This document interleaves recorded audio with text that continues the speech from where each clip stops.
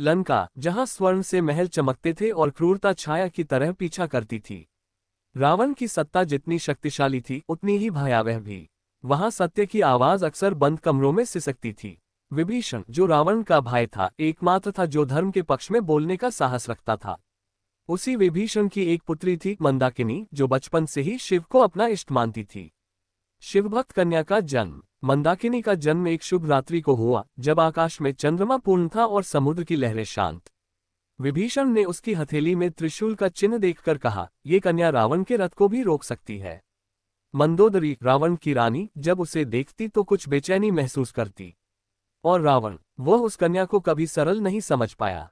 उसकी आंखों में जैसे कोई ज्वाला थी जो रावण के गर्व को चुपचाप जलाती थी। लंका की राजनीति में एक चिंगारी। रावण की सत्ता केवल बाहुबल पर टिकी नहीं थी, वह भविष्य की हर आशंका को कुचल देना जानता था। उसने सुना कि मंदाकिनी रात्रियों में शिव मंदिर जाती है और अग्नि से संवाद करती है। एक दिन उसने कहा, भविष्य में ये कन्या मुझे चुनौती दे सकती है। मंदाकिनी के सामने एक प्रस्ताव रखा गया, रावण की सेवा में आ जाओ, वह तुम्हें रानी बना देगा। लेकिन मंदाकिनी ने उत्तर दिया, जो शिव का हो वह रावण का नहीं हो सकता। रावण का विकृत आकर्षण। रावण ने जब देखा कि मंदाकिनी सौंदर्य, विद्या और तप में अपूर्व है, उसका मन कलुषित हो गया। वह उसे एक साधारण कन्या की तरह नहीं, एक जीतने योग्य वस्तु समझने लगा। उसने विभीषण को बुलाया और कहा, तेरी कन्या लंका की शोभा बढ़ा सकती है, उसे मेरे पास भेज दे। विभीषण क्रोध में भर उठा, वह कोई उपहार नहीं, मेरी आत्मा की संतान है। तभी से रावण और विभीषण के बीच दरार और गहरी हो गई। मंदाकिनी का वनवास। विभीषण ने मंदाकिनी को एक रात्रि चुपचाप शिवालय के पीछे स्थित आश्रम भेज दिया। वहां योगिनी साध्वियां और एक अंधा ब्राह्मण रहते थे, जो भविष्यवाणी करते थे। ब्राह्मण ने मंदाकिनी के ललाट को छूकर कहा, एक दिन तेरी तपस्या लंका के पतन का कारण बनेगी। मंदाकिनी ने प्रण लिया, मैं नारी की मर्यादा के लिए खड़ी रहूंगी, चाहे मुझे अग्नि में चलना पड़े। उस रात आकाश में उल्का गिरी और लंका में अशुभ संकेत दिखने लगे। रावण की कुटिल चाल। रावण ने अपने गुप्तचर भेजे, उन्होंने मंदाकिनी का ठिकाना खोज निकाला।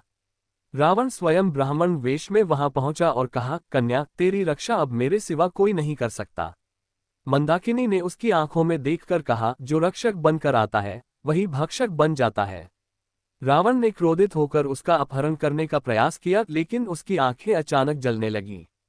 ब्राह्मण ने रुद्राक्ष फेंका और कहा, तू शिवभक्त को छू नहीं सकता। मंदाकिनी का प्रतिश्रुत व्रत। मंदाकिनी ने अगले सोमवार से एक विशेष व्रत प्रारंभ किया, जब तक लंका से अधर्म का अंत नहीं होगा, मैं अन्न, जल, नींद और शब्द का त्याग करूंगी। वह केवल शिव के नाम से जीवित रहने लगी। उसकी इस कठिन तपस्या की चर्चा आकाश तक पहुंच गई। हिमालय से शिव ने पार्वती से कहा, देखो, मेरी पुत्री लंका में सत्य की मशाल बन चुकी है। पार्वती ने कहा, ये वही शक्ति है जो रावण को भीतर से तोड़ेगी। मंदाकिनी और सीता का मिलन। एक दिन हनुमान सीता का संदेश लेकर लंका पहुंचे। लौटते समय वे मंदाकिनी से मिले, जिसने हनुमान से कहा, माता सीता को मेरा प्रणाम कहना, हम दोनों एक ही अग्नि से तपे हुए हैं। हनुमान ने उसके तेज को नमन किया और बोले, हे कन्या, रावण का अंत निकट है। मंदाकिनी ने एक बटुक रूप में हनुमान को शिवलिंग दिया, ये राम को देना, वे जहां इसे स्थापित करेंगे वहीं से न्यायारंभ होगा। विभीषण का निर्णय। जब विभीषण ने रावण को सीता के अपहरण पर चेताया और वह अपमानित हुआ, तो मंदाकिनी ने पिता से कहा, अब तुम्हें राम के पास जाना चाहिए। विभीषण ने कहा, रक्तबंधु त्यागना सरल नहीं। मंदाकिनी बोली, धर्म का साथ देना रक्त से भी बड़ा संबंध है। उस रात्रि पिता और पुत्री ने अंतिम बार लंका का शिवलिंग पूजा किया और विभीषण राम के शरण में चला गया। युद्ध की आंधी। राम रावण युद्ध शुरू हुआ। मंदाकिनी एक पर्वत पर बैठ शिव का ध्यान करती रही। उसकी आंखों से आंसू गिरते तो पृथ्वी हिल जाती। रावण को युद्ध के मध्य एक अजीब भय सताने लगा, कोई है जो बिना हथियार मुझे जलाए दे रहा है। वह चिल्लाया, मंदाकिनी, तू कहाँ है? उसकी सेना पर बार बार दुर्भाग्य टूटने लगा, वीर मरे, रथ टूटे और मंत्र काम न आए। रावण का पतन और मंदाकिनी की पुकार। जब रावण अंत में मारा गया, मंदाकिनी ने आकाश की ओर देखा और कहा, हे शिव, एक राक्षस गया, अब मेरी तपस्या का अंत हो। राम ने विभीषण से पूछा, इस भूमि की रक्षा किसने की? विभीषण ने मंदाकिनी को आगे लाकर कहा, यही लंका की सच्ची रानी है, जिसने नारी की अस्मिता को रावण की भुजाओं से बड़ा सिद्ध किया। राम ने कहा, धर्म को ऐसे ही रक्षकों की आवश्यकता है। अंत और आरंभ। मंदाकिनी ने फिर से भोजन किया और पहला निवाला शिवलिंग को अर्पित किया। वह अब लंका की राजकुमारी नहीं थी, वह नारायणी कहलाने लगी, जो धर्म की वाहक थी। उसने लंका में हर शिवालय को फिर से पुनഃस्थापित किया। उसकी कथा लंका की स्त्रियों ने गाई, मंदाकिनी जैसी नारी को कभी कोई झुका नहीं सकता। अंत में वह हिमालय चली गई और ध्यानस्थ हो गई, शिव के चरणों में एक लौ बनकर। हिमालय की गोद में, लंका की राजसी राजनीति से दूर, मंदाकिनी ने उत्तर की ओर यात्रा की। वह कैलाश नहीं गई, बल्कि हिमालय की एक गुप्त कंदरा में आकर ठहरी, जिसे मौनगुफा कहा जाता था। वहां न कोई शोर था, न कोई आकांक्षा, केवल शिव के नाम की ध्वनि। एक वृद्ध योगिनी ने उसे देखकर कहा, तू वह है जिसे समय भी भुला नहीं पाएगा। मंदाकिनी ने मौन साध लिया, पर उसका मौन स्वयं में कई वेदों के उत्तर समेटे था। नवयुवक शिष्य की उत्पत्ति। एक दिन एक बालक वहां पहुंचा, उसका नाम था अग्निवेश। वह रावण की सेना में मरे गए एक योद्धा का पुत्र था, जिसे मंदाकिनी ने एक यज्ञ में देखा था। उसके नेत्रों में जिज्ञासा थी और हृदय में क्रोध। रावण ने मेरी मां को अपमानित किया, मैं आग हूं। मंदाकिनी ने उसे अपने पास बैठाया और कहा, तू अग्नि नहीं, अग्नि का सेवक बन। वहीं से अग्निवेश की दीक्षा आरंभ हुई, नारी की रक्षा के लिए, अधर्म के विरुद्ध। मंदाकिनी की शिक्षाएं। मंदाकिनी ने अग्निवेश को 3 व्रतों की शिक्षा दी। 1. शब्द का व्रत, बोलो वही जो शिव सुने। 2. दृष्टि का व्रत, देखो वही जो भीतर उजाला करे। 3. हृदय का व्रत, वही प्रेम करो जिसमें तप हो। अग्निवेश हर दिन गंगा के जल से उनका पैर धोता और कहता, आप केवल गुरु नहीं, मेरे शिव हैं। मंदाकिनी मुस्कुराती, पर उसकी आंखों में युगों की पीड़ा और करुणा तैरती। सीता और मंदाकिनी का पुनर्मिलन। वर्षों बाद जब राम ने सीता को वन में छोड़ा और वह वाल्मीकि के आश्रम में थी, मंदाकिनी उन्हें मिलने गुप्त रूप से वहां पहुंची। दोनों स्त्रियां एक दूसरे की पीड़ा को बिना कहे समझ गईं। सीता ने कहा, तू रावण से लड़ी, मैं राम के निर्णय से टूटी। मंदाकिनी ने सीता का हाथ पकड़कर कहा, हम दोनों ही सत्य की बहनें हैं, समय हमें गलत कहेगा, पर शिव जानता है। अयोध्या में अंतिम दर्शन। रामराज्य की स्थापना हो चुकी थी, पर राम के हृदय में अब भी बहुत कुछ अधूरा था। कहा जाता है कि एक रात्रि राम को स्वप्न में मंदाकिनी दिखी। उन्होंने कहा, अब अग्निवेश तैयार है। राम ने अयोध्या में एक गुप्त सभा बुलाई, जहां अग्निवेश को न्याय का प्रतिनिधि बनाया गया। मंदाकिनी वहां नहीं थी, पर उनकी शिक्षा वहां गूंज रही थी। राम ने अग्निवेश से कहा, तू मुझे मेरे निर्णयों की सीमा दिखाएगा, और ये तेरी गुरु की आज्ञा है। अंतिम व्रत और शरीर त्याग।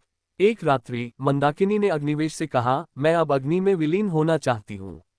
वह अपने अंतिम ध्यान में बैठी, चारों ओर रुद्राक्ष, चंदन और गंगा जल था। उसने कहा, हे शिव, यदि मेरी तपस्या सच्ची थी तो मुझे अग्नि में पीड़ा न हो।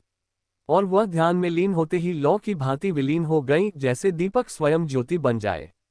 आकाश में तारे एक क्षण को मंद पड़ गए, क्योंकि एक ज्योति स्वर्ग चली गई। मंदाकिनी की समाधि। अग्निवेश ने हिमालय में जहां वह ध्यान करती थी, वहां एक शिला स्थापित की, मौन देवी।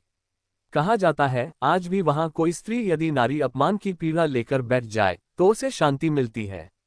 महिलाएं वहां बेलपत्र, चूड़ियां और सफेद चंदन चढ़ाती हैं और कहते हैं, हमारे भीतर मंदाकिनी की चेतना है, हमें कोई नहीं डिगा सकता। वहीं मंदाकिनी की गाथा हर युग में एक नई स्त्री में जन्म लेती है। कथा का अंतिम मंत्र। ये कथा केवल एक स्त्री की नहीं, हर उस आत्मा की है जो अधर्म के विरुद्ध खड़ी होती है।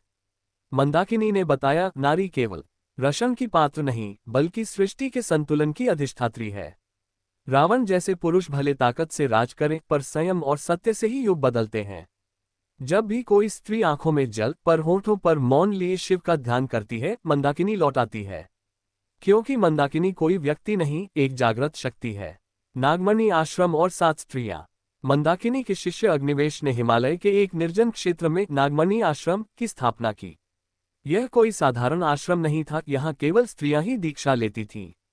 7 विशेष स्त्रियां आईं, किसी की मां को राक्षसों ने मारा था, कोई स्वयं बलात्कार से बची थी। अग्निवेश ने उन्हें मंदाकिनी की व्रत गाथा सुनाई और कहा, अब तुम सप्तशक्ति कहलाओगी। इन 7 ने एक साथ तप शुरू किया और 3 वर्ष में संपूर्ण वनों में न्याय की एक नई लहर बह निकली। दक्षिण भारत में मंदाकिनी मंदिर। उधर राम की मृत्यु के 100 वर्षों बाद दक्षिण भारत के कांची में एक युवा राजा को स्वप्न आया। एक स्त्री रुद्राक्ष धारण कर शिवलिंग पर जल चढ़ा रही थी और कह रही थी, ये भूमि अब मेरी है। राजा ने भूमि खोदवाई, वहां से एक शिला निकली जिस पर मंदाकिनी लिखा था। उसी स्थान पर मौनशक्ति मंदाकिनी मंदिर बना जहां शिवलिंग के साथ एक स्त्री की मूर्ति थी। लोग वहां स्त्रियों के लिए विशेष न्याय यज्ञ करने लगे, जहां स्त्री का अपमान करने वाला क्षण भर में अंधा हो जाता। युगों बाद की एक रानी। कल्पित समय की बात है जब भारत टुकड़ों में बंटा था और विदेशी आक्रमणकारी मंदिरों को तोड़ते थे। एक रानी थी विलासिता देवी, जिसे युद्ध की नहीं मंत्रों की शिक्षा मिली थी। उसने चुपचाप मंदाकिनी की गाथा पढ़ी और कहा, मैं तलवार से नहीं ध्यान से दुश्मन को हराऊंगी। उसने एक रात पूर्ण मौन धारण किया और रात्रि ध्यान से एक आग उत्पन्न की जिससे दुश्मन सेना त्रस्त हो गई। लोगों ने उसे मंदाकिनी का पुनर्जन्म कहा। मंदाकिनी और आधुनिक युग। समय बीतता गया पर मंदाकिनी की कथा ऋषियों के मुख से, मंदिरों के कोने से और स्त्रियों की लोरी में जीवित रही। कुछ ने कहा वह देवी थी, कुछ ने कहा एक योद्धा और कुछ ने कहा एक पीड़ित जिसने आग को साधा। आज भी कुछ हिमालयी गांवों में स्त्रियां बालों में रुद्राक्ष बांधकर शिव के सामने वही व्रत करती हैं, मंदाकिनी व्रत। लड़कियों को पहली बार मासिक धर्म होने पर सिखाया जाता है, मंदाकिनी की तरह पवित्र रहो, शरीर चाहे कान पे, मन को मत गिरने दो। अंतिम रहस्य, शिव की दृष्टि। एक आखिरी कथा कहती है जब शिव ध्यान में होते हैं उनकी आंखों के नीचे एक चंद्र रेखा होती है। पार्वती ने पूछा, प्रभु ये किसकी छाया है? शिव बोले, यह उस कन्या की है जिसने तब से मेरी तीसरी आंख को भी नम कर दिया था। पार्वती मुस्कुरा उठी, मंदाकिनी। शिव बोले, हाँ, और वह हर युग में लौटेगी तब जब नारी फिर उपेक्षित होगी और न्याय अग्नि की तरह ठंडी पड़ेगी। सप्तशक्ति, 7 स्त्रियों की सघन आग। अग्निवेश के प्रशिक्षण में 7 स्त्रियां दीक्षित हुईं। वे थीं नित्यगंधा, वैदेही, ऋतुजा, प्रभामती, कौमुदी, आर्या और तेजस्विनी। हर स्त्री मंदाकिनी के जीवन का एक रूप थी, किसी में उसकी मौन शक्ति, किसी में उसकी यज्ञ ज्वाला। वे अब नगरों और वनवासी क्षेत्रों में जाकर स्त्रियों को आत्मरक्षा, ध्यान और आत्मसम्मान की शिक्षा देने लगी। उनका उद्देश्य एक ही था, मंदाकिनी केवल स्मरण नहीं, एक व्यवस्था बननी चाहिए। वाराणसी का यज्ञ और ब्राह्मणों का विरोध। जब सप्तशक्ति वाराणसी पहुंची, वहां उन्होंने कन्याओं के लिए नवचेतना यज्ञ की घोषणा की। पर वहां के कुछ कठोरपंथी ब्राह्मण बोले, स्त्रियां वेद नहीं पढ़ सकती, यज्ञ नहीं करा सकती। नित्यगंधा ने शांत स्वर में कहा, वेद वे नहीं जो श्लोक में बंद हो, वे वह हैं जो नारी के मन में सुलगते हों। उन्होंने यज्ञ आरंभ किया और उसी समय आकाश में बिजली कड़की। कहा गया, वैदिक काल के बाद पहली बार स्त्री द्वारा किया यज्ञ संपूर्ण सिद्ध हुआ। मंदाकिनी व्रत की स्थापना। प्रभामती ने मंदाकिनी की व्रतगाथा को एक गीत में बदला जिसे मंदाकिनी व्रत कथा कहा गया। इसमें मंदाकिनी के जन्म से लेकर अग्नि विलन तक की कथा को 7 दिनों में पढ़ा जाता था। यह व्रत विशेषतः उन स्त्रियों द्वारा किया जाने लगा जो या तो विवाह से टूटी थी या समाज द्वारा अपमानित। प्रत्येक सोमवार को वे चुपचाप शिवलिंग पर चंदन चढ़ाकर यह शपथ लेती, जो मंदाकिनी सह गई, हम उसे फिर कभी नहीं दोहराएंगे, ना अपने लिए, ना किसी और नारी के लिए। चंद्रपुर की घटना। एक नगर था चंद्रपुर, जहां एक राजा था जो हर साल एक कन्या को बलि देता था, नगर सुरक्षा के नाम पर। सप्तशक्ति वहां पहुंची और वैदेही ने नगर सभा में कहा, आप स्त्री की हत्या से नगर नहीं, अभिशाप बढ़ा रहे हैं। राजा क्रोधित हुआ और वैदेही को बंदी बना लिया। पर उसी रात्रि मंदाकिनी की मूर्ति की आंखों से रक्त बहने लगा और नगर में रोग फैल गया। राजा ने क्षमा मांगी, वैदेही को मुक्त किया गया और बलि की जगह उस वर्ष शिव स्तुति की गई। सप्तशक्ति की वाणी। आखिरकार सप्तशक्ति ने एक ग्रंथ की रचना की, नार्यास्त्र संहिता, जो केवल स्त्रियों के लिए लिखा गया था। इसमें नारी की आत्मरक्षा, ध्यान विधि, समाज में न्याय स्थापित करने के उपाय और शिवभक्ति की 7 विधियां थीं। इस ग्रंथ की प्रतिलिपियां हिमालय से लेकर नर्मदा तक बांटी गईं। हर स्त्री जिसे वह ग्रंथ मिलता, उसके माथे पर चंदन का बिंदु अपने आप उभर आता। लोग कहते, यह मंदाकिनी की दृष्टि है, वह फिर लौट आई है। भविष्य सूचना। अग्निवेश की भविष्यवाणी। एक दिन अग्निवेश ध्यानस्थ थे, तभी उन्होंने एक भविष्योक्ति की। जब कलियुग के अंतिम चरण में नारी फिर से अपमानित होगी, जब शिव की मूर्तियां तोड़ी जाएंगी, जब स्त्रियां न्याय की प्रतीक्षा में जीवन खो देंगी, तब मंदाकिनी एक बार पुनः जन्म लेंगी। परंतु इस बार वह रुद्राक्ष नहीं, लोहे की तलवार और ज्ञान के तेज के साथ लौटेंगी। एक पुनर्जन्म। शिवमयी की उत्पत्ति। कलियुग के 5118वें वर्ष में उत्तर भारत के एक गांव त्रिशूलपुर में एक कन्या जन्मी। माता ने नाम रखा शिवमयी, पर दादी कहती, ये तो मंदाकिनी लौटी है। उसका ललाट जन्म से ही गर्म रहता था और जब वह रोती तो घर में दिए अपने आप जल जाते। 5 वर्ष की आयु में शिवलिंग के सामने वह ध्यानस्थ होकर बैठ गई। गांव के साधु बोले, यह कोई साधारण कन्या नहीं, ये शक्ति का स्मृति बीज है। बाल्यकाल में चमत्कार। शिवमयी जब 10 वर्ष की हुई, एक दिन गांव की एक विधवा को पीटते देख वह सामने आ खड़ी हुई। उसने क्रोध में पत्थर फेंका और आश्चर्य, उस आदमी की आंख से दृष्टि चली गई। लोग डर गए, लेकिन उसी रात वह आंख वापस आ गई जब उसने क्षमा मांगी। गांव की स्त्रियां शिवमयी के पास आकर कहने लगी, तेरे चरण छूने से पीड़ा हल्की होती है। शिवमयी ने मुस्कुराकर कहा, मैं कुछ नहीं करती, जो तप मंदाकिनी ने किया था वह मेरे साथ है। मौन साधना और पहला विरोध। शिवमयी ने 14 की उम्र में मौन व्रत लिया। 40 दिन तक न बोली न कुछ खाया, बस शिव का ध्यान। इस दौरान कई नगरों में बलात्कार और कन्याओं की हत्याएं हुई, पर वह मौन रही। लोगों ने ताना मारा, तू शक्ति है तो कुछ कर क्यों नहीं रही। 41वें दिन वह बोली, मैं चुप थी ताकि वाणी शुद्ध हो जाए, अब अग्नि बोलने दे। उसने 3 आरोपियों को पकड़वा कर जंगल भेज दिया, जहां उन्हें महिला संतों ने शिक्षा दी और वे सन्यासी बन गए। नगर में प्रवेश। पहली सभा। 16 वर्ष की आयु में शिवमयी ने नगर में नारी सम्मान सभा की स्थापना की। यहाँ पुरुषों को भी बुलाया गया, जिनसे पूछा गया, क्या स्त्री तुम्हारी रक्षा की वस्तु है या चेतन स्वतंत्र सत्ता। बहुतों ने चुप्पी साधी, कुछ ने विरोध किया, लेकिन एक युवा वकील आदित्य बोला, स्त्री मंदिर है और मंदिर पर जो हमला करता है वह स्वयं ही अपवित्र हो जाता है। शिवमयी ने आदित्य को देखकर कहा, तू शायद मेरे मार्ग का गंधर्व होगा। रात्रि में स्वप्न। अग्निवेश का संदेश। एक रात शिवमयी को स्वप्न आया, एक वृद्ध पुरुष ध्यान में लीन था और बोला, मैं अग्निवेश हूं, सप्तशक्ति की शिक्षा अब तुम्हारे हाथ में है। उसने एक ग्रंथ बढ़ाया, नार्यास्त्र संहिता, और कहा, तू कलियुग में न्याय की सप्तधारा फिर बहा सकती है। शिवमयी जागी तो देखा ग्रंथ उसके सिरहाने रखा था और हाथ में चंदन का रेखांकित बिंदु था। राष्ट्रीय आंदोलन की अग्नि। अब शिवमयी ने सोशल मीडिया, मंदिर सभाएं और गांव-गांव की यात्राएं शुरू की।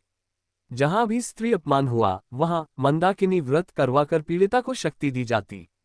राजनीति में बैठे लोग भयभीत होने लगे, ये कन्या देवी बनकर राज छीन लेगी। पर वह केवल न्याय चाहती थी और हर निर्णय से पहले मौन होकर आंख बंद करती। लोग कहते, ये न्याय नहीं करती, शिव से उत्तर सुनती है।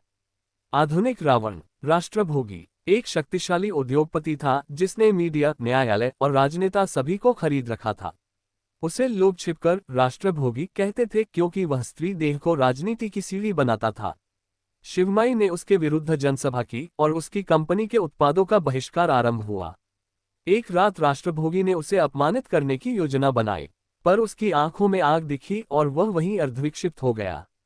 अंतिम यज्ञ। शिव का प्रकट होना। शिवमयी ने घोषणा की, अब मैं शिव से मिलना चाहती हूँ, अंतिम यज्ञ होगा। हजारों स्त्रियां एकत्र हुई, बेलपत्र, जल और मौन लेकर। उसने कहा, जो स्त्री आज भी अपमान में जी रही है, वह एक बेलपत्र मेरी अग्नि में डाले। अग्नि धधक उठी और कहा जाता है, एक क्षण को शिव स्वयं प्रकट हुए। उन्होंने कहा, तू मंदाकिनी ही है, अब ये पृथ्वी तुझसे सीखी जाएगी। कथा की अमरता। शिवमयी आज नहीं दिखती, पर उसकी वाणी, शक्ति और व्रत भारत की असंख्य कन्याओं के बीच जीवित है। उसकी बनाई नारी पथशाला में हर कन्या को आत्मसम्मान का संस्कार दिया जाता है। उसकी समाधि पर लिखा है, जो सह गई वह मंदाकिनी थी, जो बदल गई वह शिवमयी है, और जो हर नारी को उठने दे वही सच्चा धर्म है।